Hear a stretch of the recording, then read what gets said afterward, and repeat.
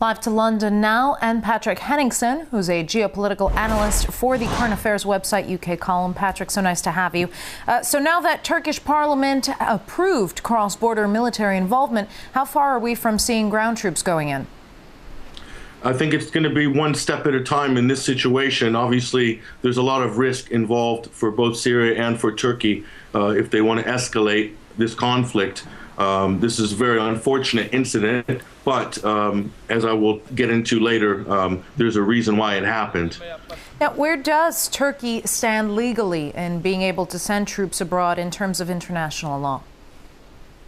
Well, it depends whose international law we're talking about. Certainly the United States, Great Britain, Israel, these sort of countries have never really had to abide by international law, but I guess Turkey and Syria are in the lower tiers below those sort of powerful countries who are above the law. So in terms of the international community, this is a good test for the whole concept of international law.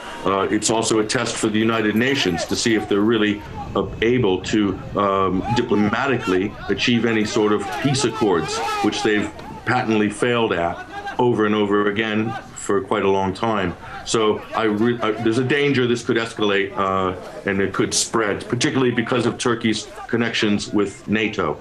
Now, what do you make of Turkey's response to the shelling from Syria? Are 2 days of firing a proportionate reaction? Well, it's a kind of a, I'm afraid to say, this is sort of it looks like a setup. We saw the same thing in Afghanistan in the 80s. The United States was arming and funding mujahideen who were attacking and baiting the Soviet Union to come over the Afghan border. Eventually, the Soviet Union did occupy a large portion of Afghanistan as a result of that, but that was a guerrilla warfare, a Western-backed affair that was used to draw in the Soviet Union. So in this case, the Free Syrian Army and the US-backed al-Qaeda terrorist groups that are funded by Great Britain and the United States are allowed to have bases now in Turkey. So of course, you have to look, read between the lines. If Syrian troops are firing across the border, there is definitely a good reason. Syria has no interest in starting a war with Turkey, as any common sense person or commentator would look at it. But in the case of being baited into protecting their own interests, Turkey's providing a safe haven for terrorists, Western-backed terrorists. So this looks like a setup in order to draw Turkey into a conflict and also to further isolate Syria as a nation state. So do you believe that that's the reason Assad wants to stoke tension with his neighbor when there are plenty of rebel attacks and terror blasts at home to deal with? Well, certainly the Syrian government and the security forces have their hands full. But, you know, the government in Syria is well within its right to criticize Turkey and to defend itself.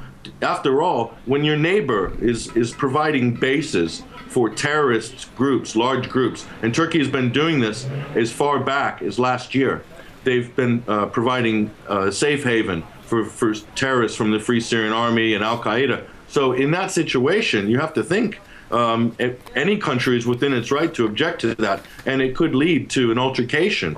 But the way it's being framed in the media and in the West is that Syria has aggressed its neighbor. This is a typical kind of bait, false flag baiting sort of exercise that the Western governments and their intelligence agencies are very skilled at.